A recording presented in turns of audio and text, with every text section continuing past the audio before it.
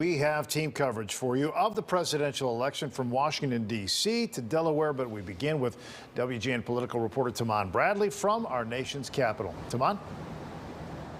Ray and Micah, good evening. Lots of maneuvering today from Team Trump.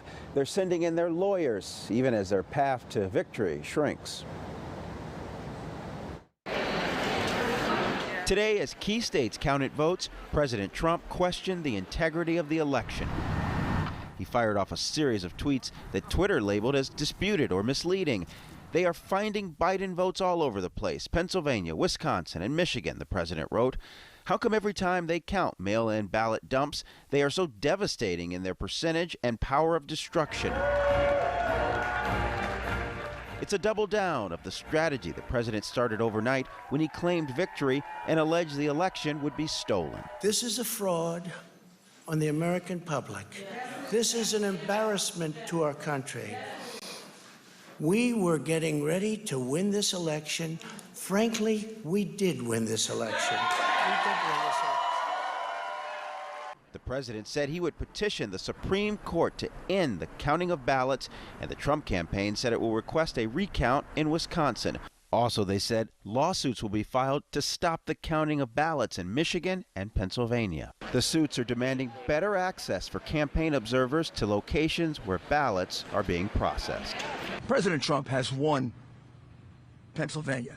Today, Rudy Giuliani arrived in Pennsylvania to head up the Trump fight. This is a concerted effort of the crooks that run the Democrat Party. We're not going to let them get away with it. They're not going to steal this election. This election gets decided by the people.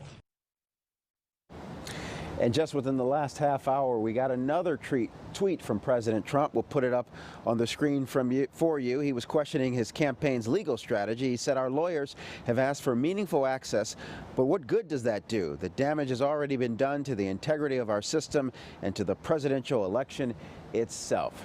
That's the latest from the President of the United States tonight. Live in Washington, Taman Bradley, WGN News. All right, Taman, thank you.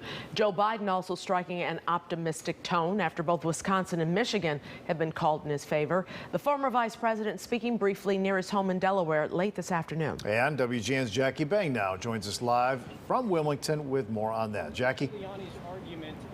I know it is an overused term, but it certainly applies here. What a difference a day makes. We were with Joe Biden last night when he made that brief speech in front of what I would consider a rather subdued crowd, a caravan crowd, and he expressed confidence, but the folks in the parking lot were worried about how close those numbers were. Well, today, Joe Biden is in a better position. He again expressed confidence, he expressed patience, but he came out fighting.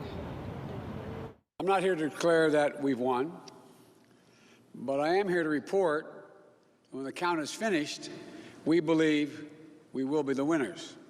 Joe Biden is confident but patient, waiting for final results. He assured his supporters this chaotic race to the White House will pay off. And it's been a long and difficult campaign, but it's been a more difficult time for our country, a hard time.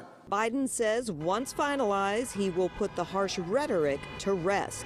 But he added a swipe to President Trump, who has begun his fight in the courts to save a win. We, the people, will not be silenced. We, the people, will not be bullied. We, the people, will not surrender. My friends, I'm confident we'll emerge victorious.